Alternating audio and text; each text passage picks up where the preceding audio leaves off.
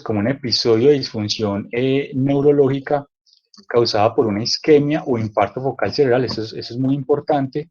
del cerebro, de la médula espinal o retiniano. Estamos entonces, podemos decir entonces que se trata de un síndrome clínico toda vez que se manifiesta como un deterioro neurológico motor, sensitivo o autonómico que inicia rápidamente, provocado, como ya lo dije, por las alteraciones en la perfusión cerebral,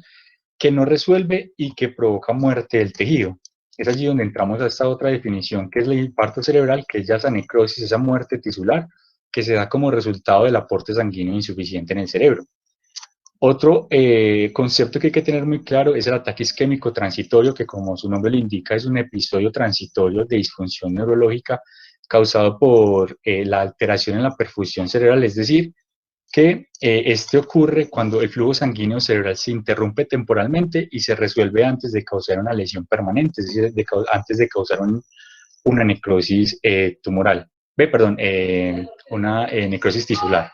Sin embargo, pues gracias a los avances en las imágenes cerebrales, en las neuroimágenes que se han dado pues últimamente, se ha cambiado la definición de accidente cerebrovascular isquémico de una determinación netamente clínica a una clasificación basada en los tejidos, es decir,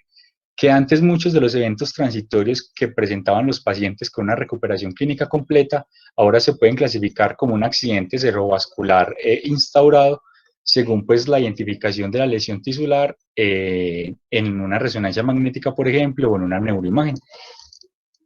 que pues más adelante pues lo vamos a ver.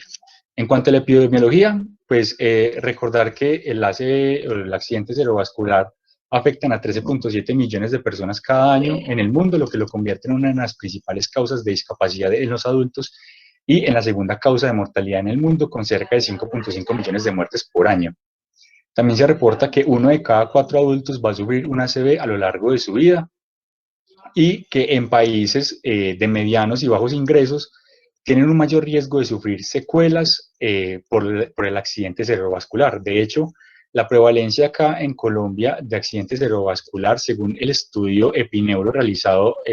a inicios de este milenio, reportó una incidencia de 300 a 560 por 100.000 habitantes en nuestro país, y que además se encontró que es la tercera causa de mortalidad en Colombia. En cuanto a la relación por sexo, se encuentran varios estudios que los hombres es más prevalente la ACV en los hombres que en mujeres, pero sobre todo en pacientes jóvenes o en una población joven, ya que pues de hecho se ha reportado que a las mujeres tener una mayor expectativa de vida hace que haya un mayor número absoluto de este tipo de eventos en este tipo de población pues como más anciana. Básicamente acá lo que muestra esta quiero mostrar es la alta incidencia que se ve en los países asiáticos comparado, digamos, con los países de Latinoamérica y pues en especial en Colombia, de este estudio pues hecho como en el 2017, donde incluso en Colombia pues se puede reportar hasta una incidencia de 100 por 100.000 habitantes, pero pues seguramente podemos decir que estos datos están como subestimados en gran parte por la pobre preparación que tienen los centros de salud, o la mayoría de los centros de salud acá en Colombia, y el pobre reconocimiento que se le da pues como tal a esta patología. Seguimos con los factores de riesgo. Básicamente tenemos unos factores de riesgo no modificables y factores de riesgo modificables. Dentro de los no modificables tenemos la edad, el ser hombre, pero como ya lo había dicho, sobre todo pues en poblaciones jóvenes, y la susceptibilidad genética. Pues se ha encontrado alguna arteriopatía cerebral autosómica relacionada con infartos subcorticales, pero pues eso es realmente muy poco frecuente.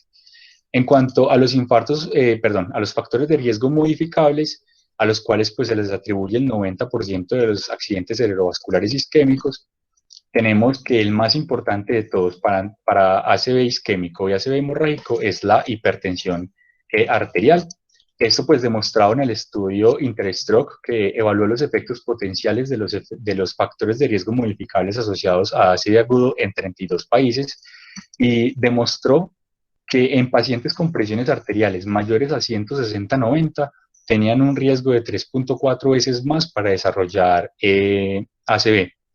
En este mismo estudio también incluso se demostró que pacientes que tenían una presión arterial sistólica menor a 130 podían disminuir el riesgo hasta en un 63% de desarrollar una hemorragia intraparenquimatosa, y tener cifras tensionales sistólicas menor a 120 disminuye hasta un 41% de riesgo de ACV. De hecho, la meta actual, según las guías de la AJA, pues aparte del consenso internacional que se dice, pero la meta de la AJA es tener una presión arterial menor a 130, menor a 130-80, perdón. Dentro de los otros factores de riesgo, pues tenemos la diabetes mellitus, que aumenta el riesgo en pacientes menores de 65 años y sobre todo en mujeres, y se puede decir que aumenta el riesgo si el paciente tiene más de 3 años con diabetes. Y ya pues el resto de factores de riesgo son factores que conocemos y que son factores de riesgo cardiovasculares asociados a muchas otras patologías también, como dislipidemia, tabaquismo, sedentarismo, enfermedad renal crónica, dieta y consumo de alcohol. Ahora, pues, para hablar un poco de la fisiopatología, recordar que, pues, obviamente nuestro cerebro requiere de un aporte constante de oxígeno y que nuestro flujo sanguíneo cerebral debe mantenerse, pues, constante para suplir estas necesidades o esas necesidades metabólicas. Cuando se obstruye una arteria cerebral, esto va a llevar a una disminución del flujo sanguíneo cerebral que va a desencadenar una función eléctrica neuronal, pues, alterada, la cual pues va a cesar y posteriormente o finalmente va a llevar a un déficit clínico. Cuando el flujo sanguíneo cerebral cesa, digamos que severamente, entonces pues se produce una lesión tisular irreversible, que es lo que se conoce como COR, que es, digamos, que esta parte representada aquí en azul. Y el core isquémico es básicamente el tejido que ya no se puede salvar, es decir, el tejido que no es viable. Sin embargo, en muchos pacientes, gracias al suministro de sangre colateral dado por el polígono de Willis y por algunas anastomosis leptomeningias, puede ser suficiente para mantener la viabilidad celular durante un periodo de tiempo pues como más prolongado, y estas regiones cerebrales que se encuentran, por decirlo de alguna manera, como en un tipo de hibernación, pero que son potencialmente salvables, es lo que se conoce como penumbra isquémica. Y es allí donde vamos a intervenir con nuestras acciones y con las terapias de reperfusión que le vamos a dar pues a los pacientes, donde, como ya lo dije pues al principio, si actuamos rápidamente, vamos a poder salvar al paciente y reducir sustancialmente la capacidad que se puede generar en ellos después de un accidente cerebrovascular isquémico. A nivel, pues, digamos que celular, al disminuir el flujo sanguíneo cerebral, se va a producir una isquemia, perdón, una hipoxia, secundario pues a producir una isquemia. Esto va a generar una discordancia entre los requerimientos y la disponibilidad de la energía, va a generar aumento de los neurotransmisores excitatorios, especialmente el glutamato, que va a generar en últimas aumento de iones como el calcio y el sodio intracelular. Este aumento de estos iones intracelulares va a promover a la liberación de citoquinas proinflamatorias, que en últimas lo único que va a causar se va a ver reflejado básicamente en lisis neuronal, apoptosis y excitotoxicidad. Y pues obviamente la necrosis y muerte del tejido. Esta excitotoxicidad, digamos que este proceso es lo que vemos en el core isquémico, es decir, la parte del tejido que no es viable, que no es salvable. Esa excitotoxicidad empieza a viajar básicamente como una onda y empieza a activar las neuronas que se encuentran en la zona de penumbra, y al elevar los requerimientos metabólicos en estas zonas de penumbra, dada también la ausencia de sustratos para suplir esos requerimientos, pues el core isquémico empieza a crecer y la zona salvable es menor. Es por eso que debemos actuar de manera rápida. En cuanto a la etiología, podemos dividirlo básicamente en dos grandes grupos, como una etiología trombótica y una etiología embólica. Dentro de la etiología trombótica lo dividimos también en dos grupos, que son enfermedades de grandes vasos y enfermedades de pequeños vasos. La aterosclerosis es la causa más común de enfermedad de arterias intracraneales y extracraneales de gran vaso que suplen el cerebro. Se puede dar entonces una aterosclerosis en las arterias cervicales, en el arco aórtico, en la arteria carótida interna, que puede generar un gran déficit neurológico y una lesión pues como de gran tamaño, por decirlo así. Y en cuanto a las enfermedades de pequeño vaso, pues tenemos la lipohialinosis, que se asocia mucho con mayor frecuencia a la hipertensión arterial y a la diabetes, y que estas se dan sobre todo en vasos como de pequeño calibre o enfermedad de pequeño vaso. Otras etiologías, pues tenemos los cardioembólicos, como la fibrilación auricular, el foramen oval permeable, un émbolo séptico por endocarditis infecciosa, una válvula protésica. Otras causas como una disección por ejemplo de la arteria vertebral, una vasculitis o el síndrome, incluso el síndrome de anticuerpos antifosfolípicos. En cuanto a los síndromes vasculares, esto pues es muy importante porque nos permite relacionar los déficits funcionales con las áreas anatómicas afectadas y pues en consecuencia con las manifestaciones clínicas del paciente. Básicamente lo vamos a dividir en dos grandes grupos, que es un sistema de circulación anterior dado por la arteria carótida interna, que nos va a dar la arteria cerebral anterior y la arteria cerebral media, y un sistema de circulación posterior dado principalmente por las arterias vertebrales, que me van a dar la arteria basilar, y pues la circulación posterior en el cerebro dada por la arteria cerebral posterior. Estas digamos que estas arterias van a tener entonces diferentes territorios vasculares o representaciones en el encéfalo. La arteria cerebral anterior, por ejemplo, me va a irrigar el lóbulo frontal, que está muy relacionado, ya sabemos, con alteraciones, pues digamos, en el comportamiento. Va a estar muy relacionado también con la cara, digamos que mesial del encéfalo, y con ello entonces una representación motora y sensitiva sobre todo de la pelvis y las extremidades inferiores. Vamos a tener entonces la arteria cerebral media, que irriga gran parte de la convexidad pues, cerebral, con áreas muy importantes como el giro precentral de la corteza, básicamente donde está la corteza motora primaria. Va a estar también representada por la corteza motora sensitiva, el área de Wernicke y de Broca, áreas pues, asociadas con el lenguaje y todo esto. Y pues la arteria cerebral posterior, que irriga también parte mesial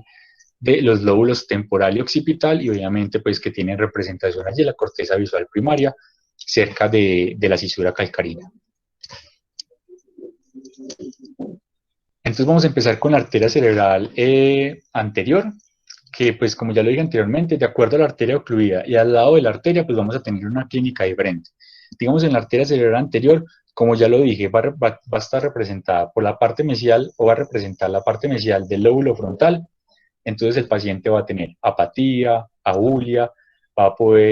a tener desinhibición, el paciente va a tener una manifestación, incluso en algunos casos, de incontinencia urinaria por alteración en el control de esfínteres, y lo más representativo es que el paciente va a tener una hemiparesia, que es una debilidad, una hemiparesia espástica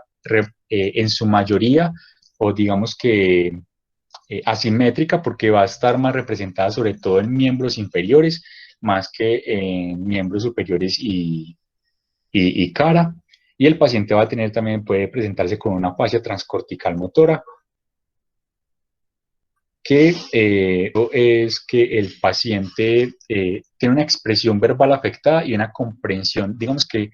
un poquito mejor, relativamente mejor, aunque pues puede estar afectada también, una apraxia ideomotora, es decir, que el paciente tiene incapacidad o es incapaz de ejecutar tareas motoras intencionadas, y pues ya las otras que mencioné. En cuanto a la arteria cerebral media, como ya vimos, esta representa en el cerebro una gran área de tejido neuronal. Entonces, primero recordar que la arteria cerebral media se divide en varios segmentos. El segmento proximal, que es este segmento M1. Entonces, los patrones clínicos de los infartos de la arteria cerebral media van a depender mucho de su ubicación, del tamaño y del lado del infarto. Aquí hay que tener presente que el 95% de los casos se dan en el hemisferio izquierdo. Entonces, cuando tenemos una oclusión de la arteria cerebral media en el segmento M1, es decir, está ocluido en su origen, los hallazgos que vamos a tener es una hemiplegia contralateral, con hemianestesia también contralateral, podemos tener hemianopsia homónima y desviación de la mirada conjugada hacia el lado de la lesión. Cuando tenemos una oclusión del lado no dominante, es decir, de la arteria del hemisferio derecho, por ejemplo, vamos a tener esas mismas manifestaciones, hemiplegia, hemianestesia contralateral, acompañado además de una heminegligencia. Y cuando tenemos oclusión de los segmentos, pues ya digamos que más distales, tipo M2 o M3, vamos a tener hemiparesia y hemianestesia también contralateral, sobre todo faciocrural, es decir, representada sobre todo en miembro superior y en faciobraquial, perdón, representada sobre todo en miembro superior y en cara, con un poco de afasia y déficit del campo visual. Y pues por último tenemos la arteria cerebral posterior, donde vamos a tener una hemianopsia homónima contralateral, como ya lo habíamos dicho, por la representación en la corteza visual primaria, con respeto de la mácula, vamos a tener alexia sin agrafia, Esto lo que quiere decir básicamente es que el paciente no puede leer, pero sí puede escribir, y algunas alteraciones en en la memoria por la representación que veíamos del lóbulo temporal. Ahora bien, entonces el abordaje y el código de la ACV. Recordar que cualquier paciente que nos consulte al servicio de urgencias con un déficit neurológico agudo, es decir, con hemiparesia, con hemiplegia, con afasia, con alteraciones visuales, disartria o algunos otros como náuseas, acompañado pues de náuseas o vómitos y vértigo, tiene una ACV hasta que no se demuestre lo contrario. Entonces vamos a tener tres pilares fundamentales para atender a ese paciente. Es uno, la valoración clínica dirigida, vamos a hacer el ABCD en ese paciente, vamos a conocer. Tenemos que tener claro los síndromes vasculares que les acabo de mencionar, donde sus manifestaciones pues posiblemente nos van a decir qué territorio del cerebro puede estar afectado. Vamos a tener a valorar los imitadores del ACV, que en muchos de los casos puede ser hipo o hiperglicemia, un absceso cerebral, un tumor, incluso las epilepsias o la migraña. Y vamos a hacer en esos pacientes la escala del NIHSS, que ya lo vamos a ver más adelante. Vamos a interpretar, como segundo punto importante, la interpretación de neuroimágenes y laboratorios. Aquí que va a ser un apunte muy importante, y es que en todo paciente que me llega con sospecha de ACV, yo le tengo que hacer una neuroimagen, en especial pues un TAC, que es lo que tengo siempre a la mano, y una glucometría. Este apunte lo saco de la guía del 2019 de la baja sobre stroke, donde nos dice que el único paraclínico que yo debo medir antes de iniciar trombolisis en todos los pacientes en quienes sospecho ACV es una glucometría para poder descartar en estos pacientes una posible hipoglicemia. Eso y el TAC son los únicos paraclínicos que yo necesito antes de iniciar la trombolisis en estos pacientes. Y pues por último, obviamente, está la terapia de reperfusión, qué terapia voy a escoger para el paciente. Bueno, entonces me llega el paciente, yo sospecho que tiene ACV, activo el código ACV y lo que hago de uno es valoración clínica focalizada, lo que ya les dije, hacer siempre el ABCD, cómo está la vía aérea de mi paciente, necesito asegurar la vía aérea, si no lo necesito asegurar, entonces mi paciente igual requiere oxígeno, lo puedo dar 2 a 4 litros por minuto y en caso de que el estado de conciencia esté muy disminuido, pues entonces lo intubo. Vamos a hacer una historia clínica completa en ese paciente, sobre todo entonces determinando el tiempo de evolución, que es muy importante para poder establecer el periodo de ventana, determinando la última hora en la que el paciente fue visto como normal o bien, haciendo énfasis en los antecedentes, en los factores de riesgo y en las posibles contraindicaciones que pueda tener para este paciente para hacerle trombolisis. Y los signos vitales, acá también es muy importante tener en cuenta que, por ejemplo, en la saturación de oxígeno, la guía me dice que yo debo tener o debo suministrar oxígeno suplementario en los pacientes para mantener una saturación mayor al 94%. Ese es como el objetivo, tener una saturación de oxígeno mayor al 94%. Más allá de ahí, el paciente realmente pues, no se beneficiaría del suministro pues, de oxígeno. En cuanto a la presión arterial, y eso es uno de los pilares también muy importante en el manejo del paciente con ACV, y es que todo paciente con ACV al que yo le vaya a administrar trombolíticos o vaya pues a realizar una terapia de reperfusión, debe tener una presión arterial sistólica menor a 185 milímetros de mercurio y una presión arterial diastólica menor a 110 milímetros de mercurio antes de iniciar la terapia fibrinolítica. Esto ya sea tanto para iniciarle terapia trombolítica con alteplasa, por ejemplo, o para pacientes que van a ser llevados a trombectomía, ya que las posibilidades de transformación hemorrágica son mucho más altas en los pacientes que tienen presiones arteriales más altas. Y en cuanto a la temperatura, pues básicamente la guía me recomienda que debo tratar de mantener esos pacientes por debajo de 38 grados centígrados y en caso de que esté por encima, pues darles antipiréticos para disminuir la temperatura, ya que al tener la temperatura corporal tan alta, esto aumenta la tasa metabólica cerebral, va a aumentar la actividad neuronal y pues por ende va a empeorar el déficit neurológico. Entonces, idealmente mantener la temperatura por debajo de 38 grados centígrados. El otro punto importante aquí es la escala NIHS, que es otro de los pilares fundamentales en la aproximación del paciente con ACV. Y básicamente esta tabla es una valoración cuantitativa del déficit causado por el accidente cerebrovascular, que va de 0 sin déficit a 42 puntos al máximo déficit. Está validada para hacer por médicos no especialistas. Básicamente me clasifica la gravedad del ACV en leve si tiene menos de 4 puntos, en moderado si es menos de 16, ¿no? Severo menos de 25 y muy severo es mayor o igual a 25. Son 11 ítems, que eso pues lo puede tener uno como en la aplicación o a la mano para poder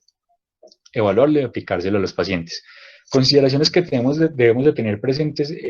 con esta escala es que si el paciente tiene un puntaje mayor o igual a 25, esto es contraindicación para realizar terapia trombolítica porque el riesgo de sangrado o el riesgo de transformación hemorrágica es muy grande. Y otra cosa que hay que tener en cuenta es que esta escala está validada para accidentes cerebrovasculares isquémicos de la arteria cerebral media izquierda. Eso quiere decir que no puntúa muy bien para la arteria cerebral media derecha, sin embargo, pues básicamente que lo utilizamos para todos los pacientes con, con ACV. Listo, entonces ya dice la valoración clínica focalizada. Vamos al otro punto que es la interpretación de paraclínicos básicos. Recordar que la glucometría y el TAC son los paraclínicos obligatorios que yo tengo que hacer en todo paciente que me llega con sospecha de ACV. El resto de paraclínicos como troponinas, electrocardiograma, radiografía de tórax, hemograma o tiempos de coagulación, yo los podría hacer, pero estos no me deben retrasar el inicio de la terapia trombolítica. Es decir, los puedo hacer después para descartar alguna otra etiología. En cuanto a las neuroimágenes, la guía me dice que a todo paciente al que yo le sospeche ACV isquémico o ACV, debo realizarle una neuroimagen apenas llega al hospital antes de iniciar la terapia para tratamiento de ese ACV. Entonces, básicamente tenemos el TAC simple no contrastado, la resonancia magnética, TAC o resonancia. Pero básicamente lo que debemos tener en cuenta y el objetivo de realizar la neuroimagen es que, uno, me va a permitir diferenciar el ACV isquémico del ACV hemorrágico, es decir, descartar que el paciente no tenga una hemorragia. Dos, excluir algunos imitadores del ACV, como lo son los tumores o el absceso, que son lesiones captantes de contraste. Y por último, estimar el volumen de tejido cerebral que se infartó de manera irreversible y también pues estimar el tejido potencialmente salvable. Esto pues es muy importante para determinar, digamos, a qué pacientes yo les puedo realizar terapia trombolítica cuando están fuera del periodo de ventana, pero pues eso lo vamos a ver ahorita más adelante. Entonces el TAC pues es una medida que es ideal casi que para la evaluación inicial de todos los pacientes porque el costo pues es menor comparado con las otras neuroimágenes, hay una mayor disponibilidad como en el medio y nos otorga información anatómica muy importante del cráneo, del parénquima cerebral, de los ventrículos y de las estructuras adyacentes. Vamos a tener en cuenta, pues idealmente, como ya lo dije, la neuroimagen lo hago para descartar hemorragias, pero vamos a tener algunos signos tempranos de ACV isquémico, como lo es el signo del ribete insular. Ese signo del ribete insular consiste básicamente en una diferenciación, una pérdida de la diferenciación entre la sustancia gris y la sustancia blanca. Acá lo podemos ver, realmente se necesita como mucha práctica y mucha experticia para poder reconocer estos signos, pero pues sin embargo es importante tenerlos en cuenta. Acá podemos ver que hay cierta hipodensidad leve y pérdida de esa diferenciación entre la sustancia blanca y la sustancia gris, que a las 6 horas después de iniciarse el evento agudo podemos ver una franca hipodensidad que pues básicamente nos refleja la lesión isquémica. Otros signos que también podemos encontrar en el TAC es el signo de la arteria cerebral media hiperdensa o el signo de la cuerda, que fisiopatológicamente se puede explicar por la presencia del trombo en esta localización y pues obviamente la presencia de ese trombo lleva a un alto contenido de glóbulos rojos y por eso es que se describe de esta manera. Sin embargo, hay muchos falsos positivos como lo son un aumento del hematocrito en el paciente o una calcificación de la aterosclerosis. Sin embargo, podemos diferenciarlos de estas otras etiologías como la aterosclerosis, por ejemplo, porque esa hiperdensidad se va a ver bilateral, mientras que en el ACV isquémico pues lo vamos a ver es unilateral en el lado que está como afectando al paciente. Y el otro signo es el signo del oscurecimiento del núcleo lenticular, que básicamente es como un reforzamiento del contorno del núcleo lenticular. Acá, cerca pues como, acá como en el área de los ganglios basales, como una disminución de la densidad de pero básicamente es muy difícil determinar estos signos si no se tiene como la práctica, como ya lo dije, y básicamente lo debemos tomar es para descartar hemorragia. Tenemos pues también el EnquioTAC, que sería como la opción más útil, sobre todo en ACV isquémico, porque nos va a ayudar a determinar cuál es el vaso que está afectado, pero pues inicialmente con el TAC podemos decir que es suficiente. Entonces ya después de hacer esta valoración inicial, de interpretar los paraclínicos, ahora sí, pues vamos con el manejo en el paciente con ACV. Entonces, nuevamente recordar, manejo inicial y estabilización del paciente, eso siempre es muy importante y siempre debemos de recordarlo, el MOAL, que nunca se nos olvide, y ya después de hacer eso, entonces voy a determinar, ¿será que mi paciente es candidato a terapia trombolítica? ¿Está en el periodo de ventana? ¿Será que más bien es candidato a terapia endovascular? ¿Qué debo hacer? Pero en aras del partido que acabo de terminar, creo, tú tranquilo, como dice David Ospina. Y acá nuevamente recuerdo el manejo inicial en ventana, vía aérea, presión arterial, que es muy importante, recordar la meta menor a 185, 110, si el paciente va a ser llevado a terapia trombolítica o a terapia endovascular. La saturación de oxígeno, ya lo mencionamos, y la temperatura, asegurar la vía aérea cuando el paciente tiene un compromiso del estado de conciencia, los accesos venosos y los laboratorios, glucometría y TAC. Entonces tenemos las dos opciones de terapias de reperfusión, la trombolisis química con alteplasa. La alteplasa sigue siendo como el trombolítico pues, de elección en la práctica clínica debido pues, a su selectividad moderada a la fibrina con respecto pues, a los otros agentes trombolíticos. El tiempo óptimo para la administración de la alteplasa, el tiempo óptimo para la administración de la alteplasa básicamente es hasta 4.5 horas desde el inicio de los síntomas. Allí es donde pues, se ha demostrado su beneficio clínico más claro, y la dosis que vamos a dar es de 0.9 miligramos por kilo, máximo 90 miligramos. Debemos darlo el 10% de esa dosis en bolo en el primer minuto y el otro 90% restante en la siguiente hora pues de ingresar el paciente. Y pues recordar que viene 50 miligramos por 50 mililitros. Entonces, como ya lo dije, dentro de los criterios de inclusión para yo poder darle trombosis química con alteplasa a los pacientes es que tenga un periodo de ventana menor a 4.5 horas. Hay pacientes que es muy específicos que se pueden beneficiar de una trombosis en un periodo de ventana más amplio, pero ya lo vamos a ver, eso es de acuerdo a los criterios imagenológicos. Que el paciente tenga un diagnóstico clínico con ácido isquémico que cause un déficit neurológico, eso es muy importante porque pues no se recomienda para aquellos pacientes con accidentes cerebrovasculares que no sean como discapacitantes, y obviamente que el paciente pues sea mayor de 18 años. Contraindicaciones, muy importante tenerlo presente y tenerlo siempre en cuenta cuando estemos haciendo la historia clínica de este paciente, preguntar si tuvo un TEC severo en los últimos 3 meses, un ACV isquémico en los últimos 3 meses, si tiene sospecha de hemorragia subaracnoidea, endocarditis infecciosa, disección aórtica, la hipertensión no controlada, recordar siempre la hipertensión, que es muy importante, neoplasias o malformaciones arteriovenosas, alguna hemorragia interna activa, y lo de la escala del INHS mayor o igual a 25. Ahora bien, ¿qué debemos hacer cuando, digamos, el paciente nos llega y nos dice que es que, o nos reporta al familiar que es que el paciente despertó con estas manifestaciones, despertó con la disartria, despertó con la afasia, con la hemiparesia, y no es claro exactamente cuándo le empezó el cuadro clínico? Entonces, para eso nos remitimos al estudio Wake Up, o a los criterios del estudio Wake Up, que básicamente lo que permitió este estudio es validar el inicio de la trombólisis con alteplasa en los pacientes con una instauración incierta de los síntomas, esto validado por imágenes. Básicamente lo que a grandes rasgos, porque pues esto tiene mucho más de fondo, pero a grandes rasgos lo que uno debe hacer, o lo que se hace, o lo que hicieron en ese estudio, es que se les solicitaron a los pacientes, o se les solicita una secuencia de difusión en resonancia magnética, una secuencia de difusión. La secuencia de difusión nos permite ver la lesión en el estado hiperagudo, y también se le pide una secuencia FLAIR que nos permite ver la lesión isquémica hasta dentro de 4 horas después de haber iniciado el evento isquémico. Es decir, si el paciente tiene en la secuencia de difusión una lesión,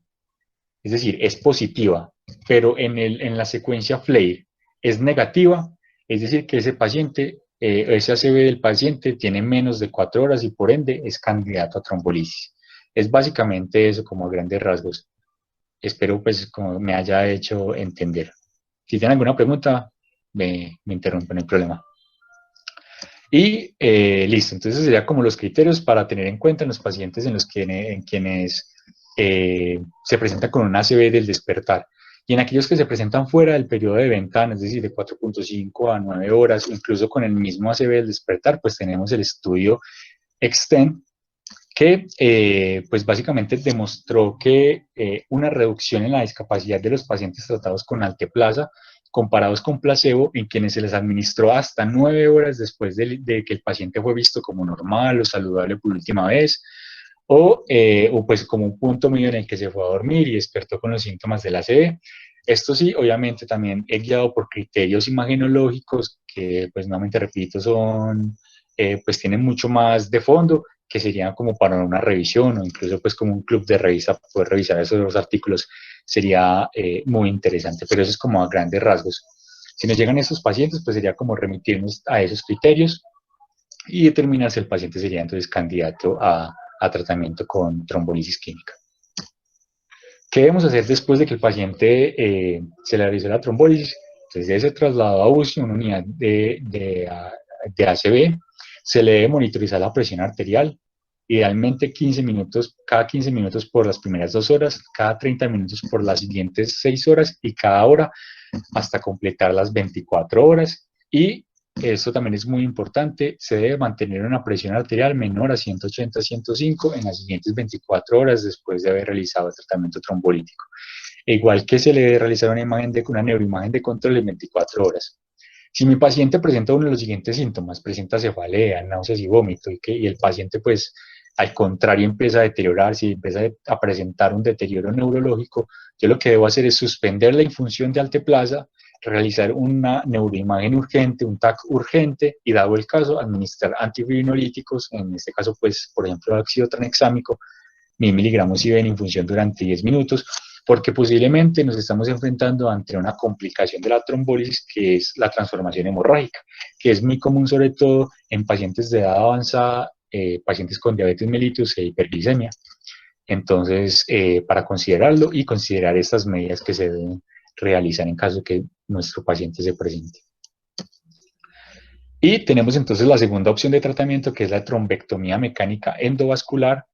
que aquí digamos que los tiempos que debemos considerar es menos de 6 horas y de 6 a 24 horas. Digamos que la trombectomía mecánica también se puede, es la opción, sobre todo en aquellos pacientes que no son elegibles para el tratamiento con la alteplasa, debido, digamos, por ejemplo, al riesgo de hemorragia. Sin embargo, pues la trombectomía mecánica es igual tiempo dependiente, perdón. Entonces, hay que considerar ese tiempo de menos de 6 horas. Y para poder realizar la trombectomía mecánica se requiere una resonancia magnética, un TAC, que muestre una oclusión de un vaso de gran calibre o un vaso pues como proximal, tipo segmento M1 de la arteria cerebral media. ¿Cuáles son los candidatos a trombectomía mecánica? Un paciente mayor de 18 años que tenga un NIHS, una escala mayor o igual a 6, que en la puntuación de la escala modificada de ranking antes de haber presentado el stroke, es decir, que tenga un buen funcionamiento pre-ACV o pre-stroke, que tenga una oclusión de la arteria carótida interna o el segmento M1 de la arteria cerebral media, es decir, una arteria una enfermedad de gran vaso, que tenga un aspect mayor o igual a 6. Y pues acá el aspect básicamente es como a grandes rasgos, es un puntaje basado en una evaluación de 10 regiones distintas de la distribución de la arteria cerebral media. Básicamente es que cada región donde encontramos una isquemia o en una de esas áreas donde encontramos isquemia, pues esto lo va a ir restando un punto en esa escala de aspect, y pacientes con menos de 7 puntos pues van a producir o van a tener o se van a asociar con un incremento en los desenlaces, digamos, como fatales, y entonces pues no serían candidatos a trombectomía mecánica. Y el tratamiento pues, puede iniciarse dentro de las 6 horas posteriores al inicio de los síntomas. Y si nos encontramos ante un paciente entre las 6 y las 24 horas, al que no le podemos realizar terapia trombólisis, sí, trombólisis, entonces pues nos podemos remitir a los criterios del estudio Down y FUSE 3, que nuevamente son criterios imagenológicos que tienen pues mucho más de fondo, que pues se apartarían mucho como de esta revisión, pero que valdría la pena revisar en futuras ocasiones. Finalmente, pues entonces en cuanto a intervenciones adicionales y especialmente en cuanto a la agregación, las guías recomiendan adicionar de 160 a 325 miligramos de ASA entre las 24 a 48 horas del evento. Eso sí, hay que tener en cuenta que si se realizó trombólisis química intravenosa, se debe retrasar 24 horas el inicio. Esto obviamente no sustituye la trombólisis o la trombectomía mecánica y se debe continuar ASA 82 miligramos. Y también pues se recomiendan las guías que se debe dar doble antiagregación con clopidogrel 75 miligramos durante los primeros 21 días posteriores al evento